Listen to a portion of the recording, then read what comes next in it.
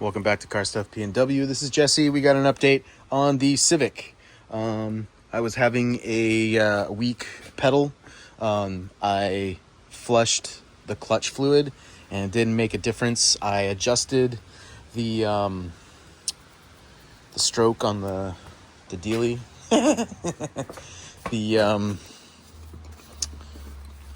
Yeah, I made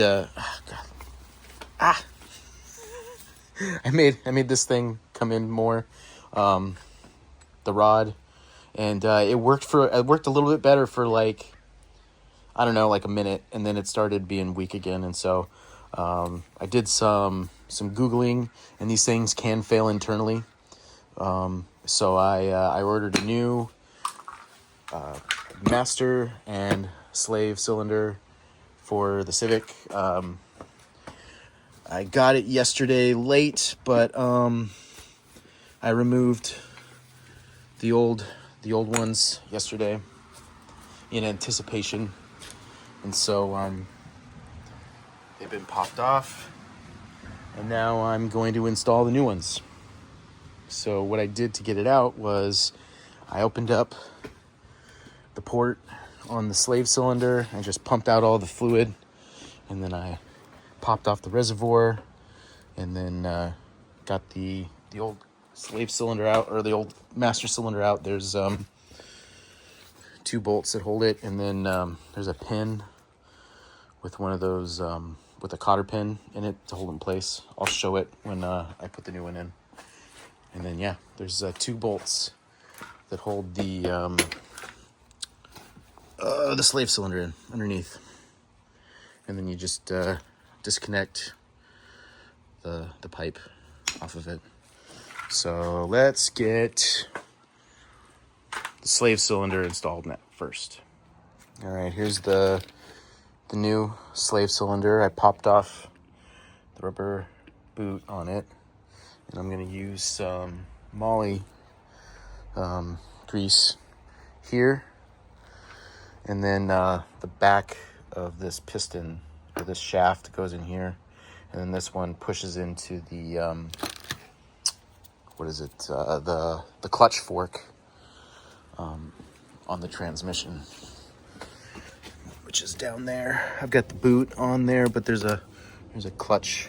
The end of a clutch fork goes in there, and I'll put the moly grease on this too, on this end of it, and then push it in there, and it should be good to go. All right, so then I got this thing in and greased, and then I pulled the boot all the way up. There's an indentation here that this goes around and into, and so now I just need to grease this thing up and then bolt it in.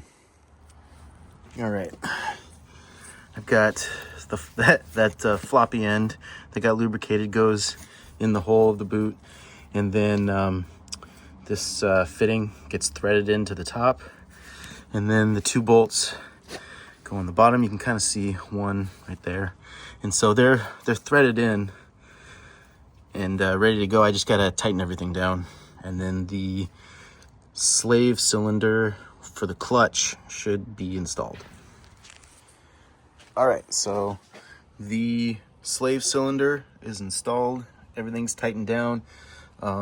The bolts that attach it to the transmission are 16 pound-feet, and then the fitting for the clutch line is 11 pound-feet.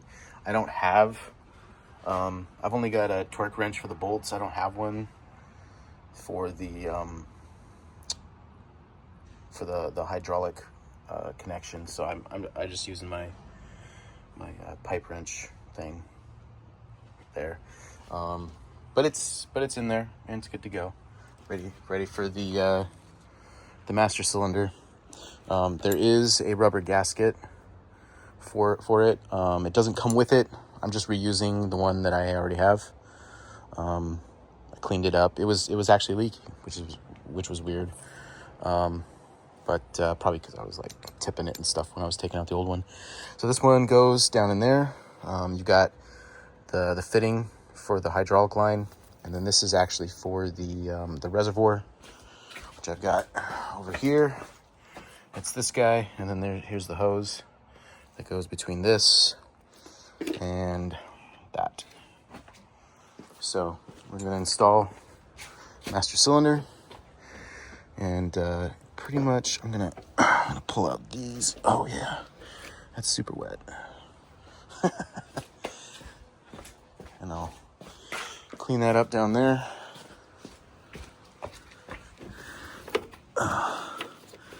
This is normal, I think, because it's been raining and I had this open.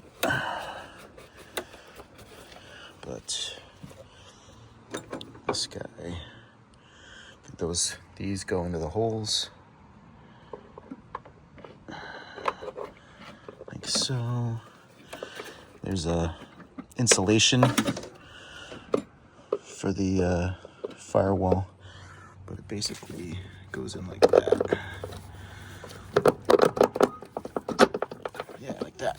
And so this line goes in there, and then those bolts get tightened in here. Oh, I'm not prepared for this. Okay, now I am prepared. Got something to kneel on. We got some light. So if we go up in here, here's our clutch pedal. And then that's the end. It's the push rod from the master cylinder. There's our bolts right there. So you got to pull it in. And now this thing has this boxy part, and that's for this pin to go in there. The boxy areas keep this from spinning. And then we've got a cotter pin right there. I might reuse it. I might grab a new one. I think I've got some spare ones, but you want to make sure this thing is on the outside, and then the pin will come in behind, and then it goes in. There's a hole in the pedal right there that pin goes into, and it connects. And then you've got some 12 mil bolts or nuts here. Helps to use a long socket to get those down. So now we're gonna connect all that stuff and get this going. All right, I got the bolts on both sides torqued down.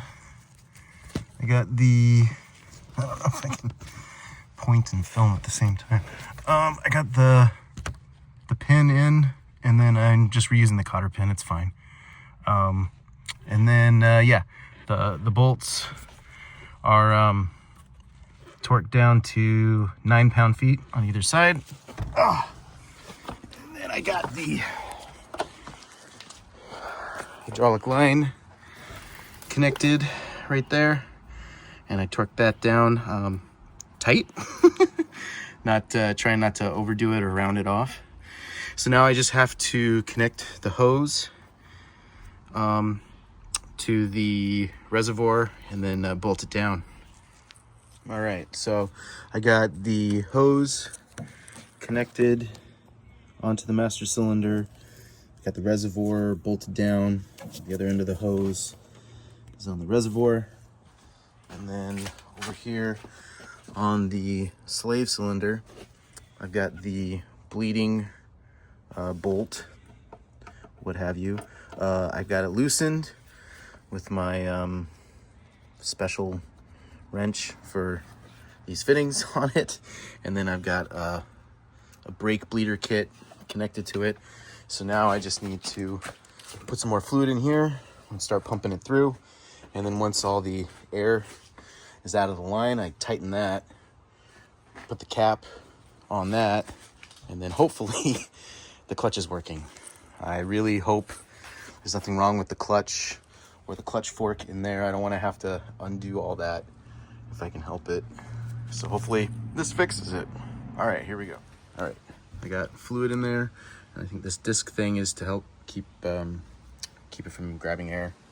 So now we're gonna pump The clutch usually takes like six pumps.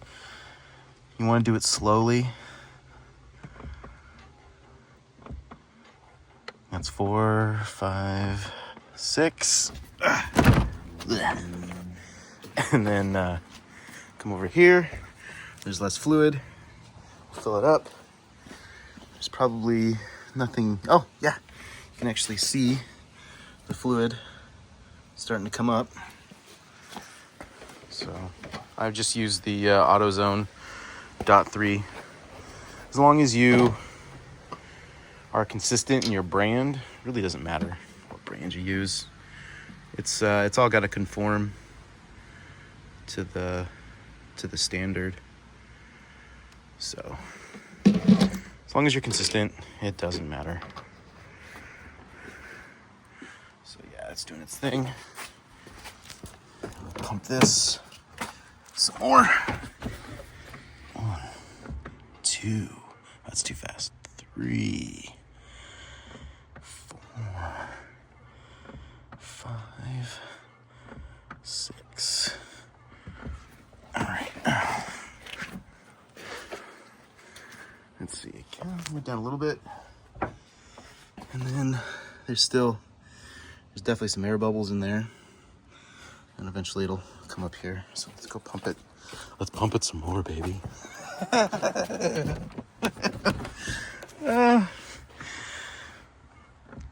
2, 3, 4, 5, 6.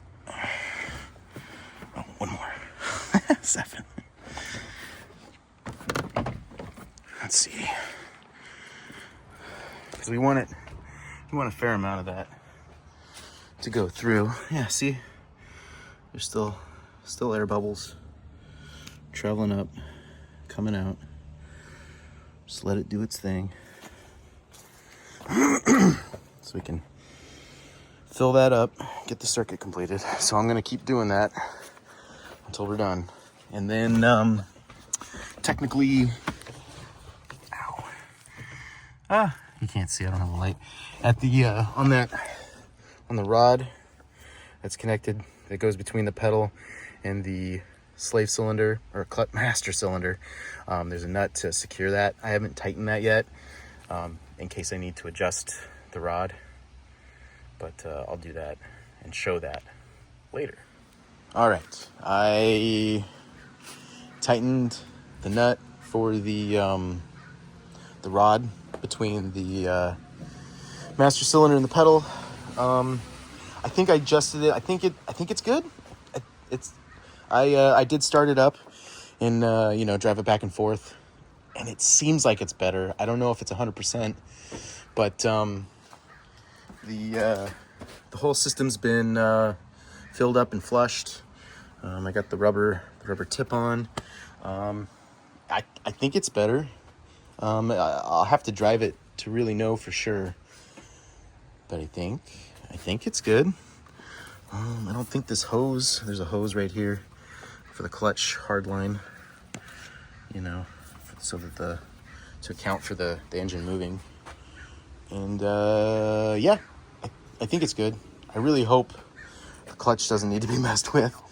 I really don't want to have to pull the transmission, but I think it's good. I'll test it some more and kind of go from there. But I think that's gonna do it for this video.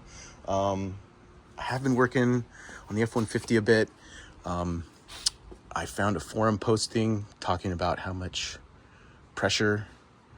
vacuum pressure should be on the intake manifold.